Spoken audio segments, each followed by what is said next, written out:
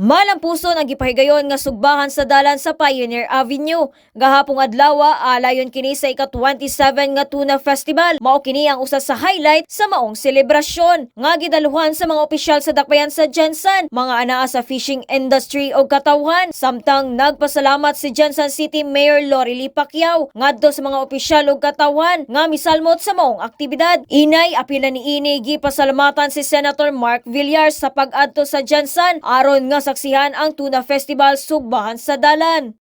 Senator Mark Villar, ayan po.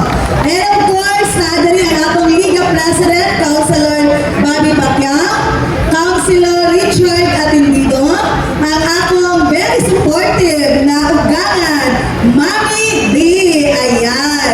And of course, ang atong City Administrator, Ma'am Shandal Liedo Pistanyo, ang atong mga executive assistant, tanan ganaadin, of course, ang atong festival director, Sir Joey C. Concepcion, ug sa tanan-tanan, no?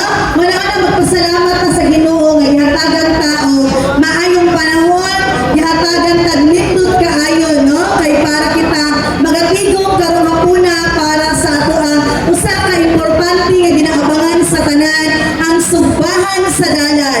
Daghang salamat sa inyo ha, ug masayod ko nga excited na kaayo ta ug di na nako padugayon.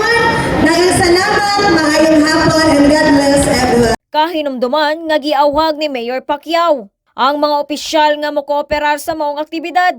Samtang sa iyang pamahayag, gikalipay niya nga makita ang daghan nga midagsa sa sugbahan sa dalan. Og mo kana ang report gikan dinhi sa Pioneer Avenue, kini si Bombo Irish Lusurata para sa the number 1 and most trusted radio network in the country, Bombo Radio Philippines. Basta Radyo, Bombo.